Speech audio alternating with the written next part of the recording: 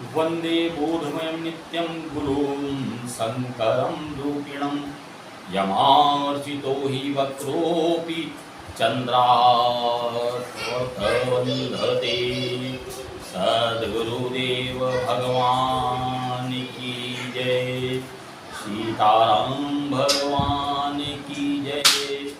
अनंत बलवंत हनुमंत महाराज की जय। पूज्यपाद तुलसीदास जी महाराज की जय। सनातन प्रेमियों, कथा के 19 भाग में गोस्वामी जी ने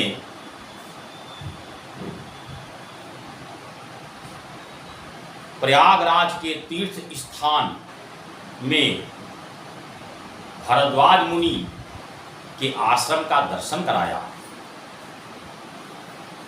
आश्रम में जब माघ महीने में शुक्रदेव मकर राशि में प्रवेश करते हैं तो प्रयागराज में मेले का आयोजन होता है।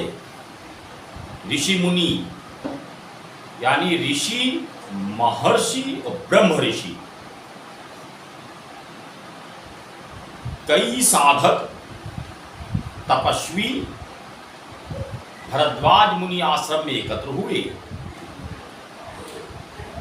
संपूर्ण नियमों का पालन कर योग, यज्ञ, जप, तप, व्रत इत्यादि नियमों का पालन कर मोक्ष प्राप्ति हेतु त्रिवेणी का स्नान किया। संपूर्ण नियमों का पालन करने के उपरांत समस्त साधु संत समाज अपने अपने निजी आश्रम पर जाने लगे।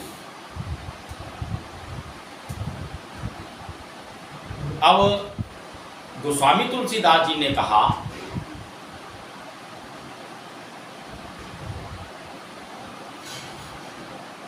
विधि निषेधमय कलिमल हरणी और कर्म कथा रघुनंदन बरनी। यानी करो या ना करो, कलयुग में पापों का अंत करने के लिए, पापों का हरण करने के लिए रघुनाथ जी की कर्मों की कथा का गोस्वामी दास जी वर्णन कर रहे हैं। अब गोस्वामी दास जी ने काशी के 80 घाट में ही कर्मों की कथा की महिमा का वर्णन क्यों नहीं किया? सनातन धर्म में प्रश्न उठता है ना, क्योंकि काशी में 80 घाट एक शरणागत भाव का घाट है। गोस्वामी जी ने गोस्वामी जी शरणागत भाव के हैं, तो जो जैसा होता है वैसा ही वो अपने विचार प्रकट करता है। गोस्वामी जी शरणागत भाव के हैं, तो काशी के 80 घाट में उन्होंने शरणागत भाव की कथा लिखी। प्रयागराज में कर्मकांड घाट है, तो वहां पे गोस्वामी जी रघुनाथ जी की कर्मों की कथा का वर्णन के लिए जो स्थान चुना वह प्रयागराज है। अब यो तो कहो कि ज्ञान की कथा भगवान शिव माता पार्वती सुनाई, काकभूषुंड जी भक्ति की कथा सुनाई। कर्मों रघुनाथ जी के कर्म कथा, कर्मों की कथा का वर्णन कोई साधारण साधक नहीं कर सकता।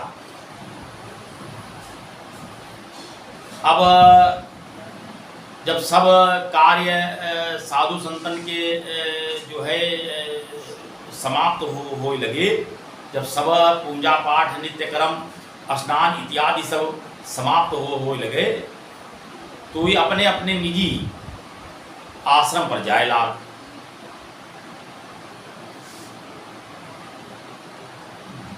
भरद्वाज मुनि एक परम तपस्वी साधक के चरण पकड़ लिए। अब जब उस साधक के चरण पकड़ी तो वो साधक जो रहे, गोस्वामी जी लिखते हैं, जागवलिका मुनि परम विवेकी, भरद्वाज राखै पद टेकी। जागवलिका मुनि परम विवेकी, भरद्वाज राखै पद टेकी। भरद्वाज राखै पद टेकी।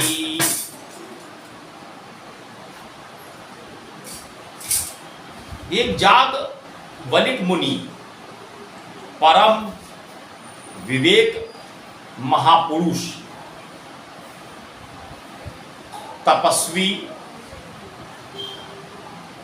साधना में परिपूर्ण